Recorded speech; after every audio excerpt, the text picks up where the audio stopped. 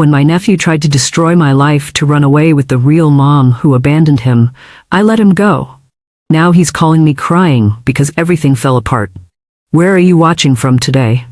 Drop your location in the comments below and hit that like and subscribe button. I never planned on being a mother. I certainly didn't plan on becoming one at 23, single, and living in a studio apartment. But life doesn't always ask for your permission before it wrecks your plans. 10 years ago, my older sister, Carla, left her 4-year-old son, Leo, at a fire station. She didn't even hand him to a firefighter. She left him on the bench outside with a note pinned to his jacket that read, "I can't do this anymore. Don't look for me." I was the only family Leo had. Our parents passed away when I was in college. So when Child Protective Services called me, I had a choice. I could let him go into the system, or I could give up my life to raise him. I gave up my life. I was working as a junior copywriter at an ad agency, barely making rent. I moved out of the city to a boring suburb because the schools were better. I turned down promotions that required travel. I stopped dating because every guy I met didn't want the baggage of a toddler who woke up screaming from nightmares every night. For 10 years, I was everything to him. I wasn't the fun aunt. I was the one holding the bucket when he had the stomach flu. I was the one sitting in the principal's office when he got into fights. I was the one teaching him how to tie a tie and how to treat girls with respect. I paid for his therapy to deal with the abandonment. I paid for his braces. I started a college fund the day the custody judge signed the papers, putting $200 a month into it even when I was eating instant ramen for dinner. Carla was a ghost. She never called on his birthday. She never sent a card. She was gone. Then, 6 months ago, the ghost came back. Leo is 14 now. It's a vulnerable, angry age. Carla found him on Instagram. I monitor his social media, but she used a fake name at first to get past me. By the time I caught it, she had already hooked him. She spun him a fantasy. She told him I stole him from her, that I was jealous of her freedom, that the fire station story was a lie I made up to make him hate her. She told him she was a successful event planner who traveled the world, and now she was back to save him from my boring, strict life. It was all lies. Carla is and always has been a chaotic mess. But Leo wanted to believe her. He wanted a mom. He wanted the fantasy. I tried to protect him. I sat him down at the kitchen table and showed him the police reports from 10 years ago. I showed him the handwritten note she pinned to his jacket. I kept that note in a safe for a decade, dreading this moment. Leo looked at the note, then looked at me with a sneer I'd never seen before. "You forged this," he said. "Mom told me you're a liar. She said you're just a bitter spinster who wants to keep me prisoner." Bitter spinster. That's what he called the woman who worked 60-hour weeks to buy him Jordan sneakers and a gaming PC. That's what he called the woman who wiped his tears when he asked why his mommy didn't want him. Against my better judgment, I let him meet her. I thought if he saw her for who she was, he'd understand. That backfired. Carla is charming. She's the fun parent. She took him to concerts, which I later found out she paid for with stolen credit cards, and let him stay up all night. She let him vape. She let him skip school. Things spiraled fast. Leo started failing his classes. He started calling me Sarah instead of Auntie. He told me I was toxic. Then came last Friday, the day he tried to destroy me. I came home early from work with a migraine. The house was quiet, which was weird. I walked upstairs and found my bedroom door open. My wall safe was open. Leo was standing there. He had my grandmother's vintage diamond ring, the only heirloom I have, in one hand and a stack of cash from my emergency fund in the other.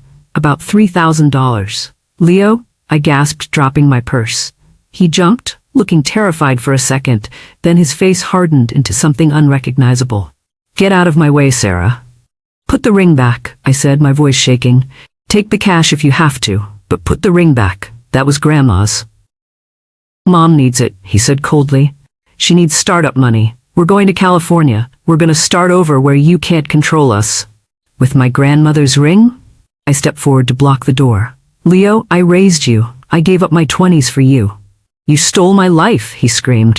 "You stole me from her. Mom said you called CPS on her because you were jealous she was pretty and you were nothing. I hate you." He shoved me. Hard. My nephew, the boy I used to carry on my hip, shoved me into the doorframe. My shoulder slammed against the wood, and I fell. He stepped over me, ran down the stairs, and out the front door. I dragged myself to the window. Carla was waiting in the driveway in a beat-up Honda Civic. She saw me in the window. She smiled, a nasty, triumphant smile.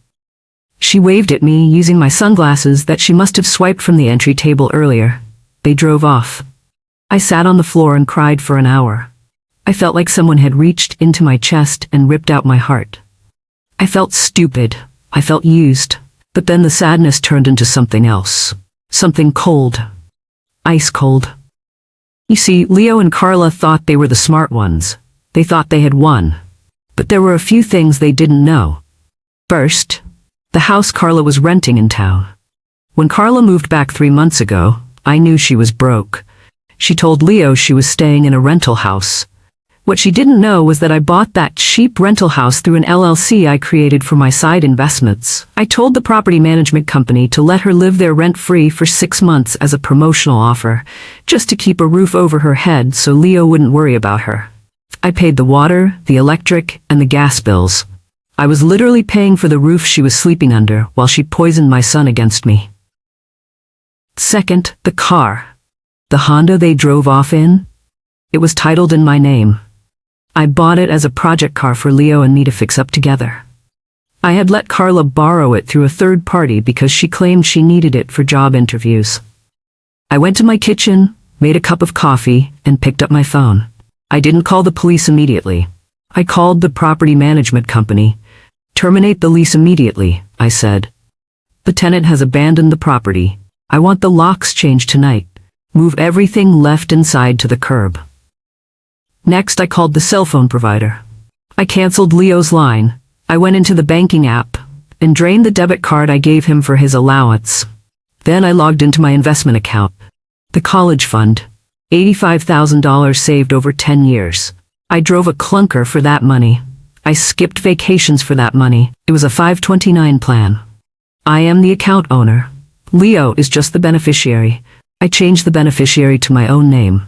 I took the tax penalty hit, about $10,000, and withdrew every single remaining cent. It hit my checking account the next morning. Finally, I called the police. I reported the Honda stolen. I told them my sister had taken it without permission and was fleeing the state with a minor. I told them about the theft of the ring and the cash. 2 days later, yesterday, I got a call from a sheriff's deputy in Nevada. They had pulled over the Honda. Since it was reported stolen, they impounded the car. They ran Carla's ID and found outstanding warrants for check fraud in 3 states. She was arrested on the spot. The deputy called me because I'm Leo's legal guardian. He's asking for his mom, the deputy said, sounding sympathetic. He's pretty shaken up.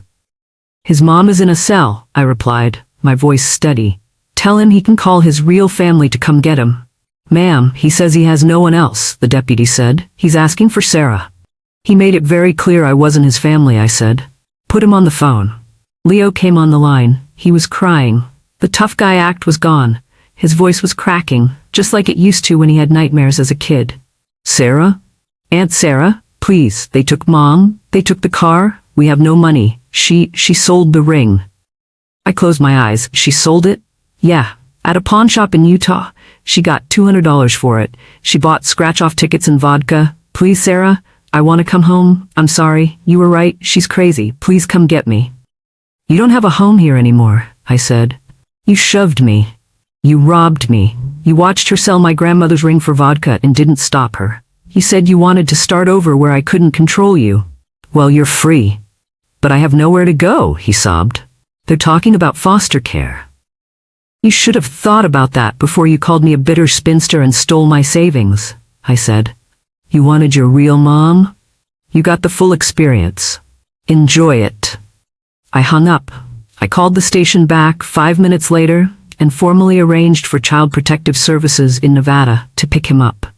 I told them I could not ensure the safety of the household given the violence and theft. I know how that sounds. I know people will say I'm a monster for leaving a 14-year-old in the system. But I spent 10 years building a life for him.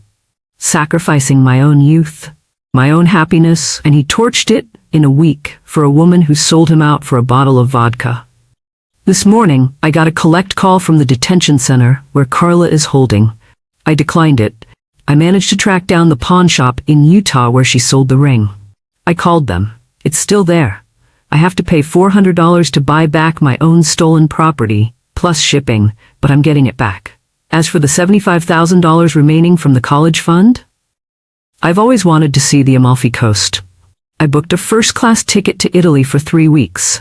I also hired a contractor to turn Leo's bedroom into a home gym and a walk-in closet. Leo is in a foster group home in Reno until the courts figure it out. I might go to the hearing next month. I might not. But one thing is for sure. Aunt Sarah, the doormat, is dead. If he wants a relationship with me, he can earn it back when he's 18. Until then, he can see how far blood is thicker than water gets him when the water is freezing cold.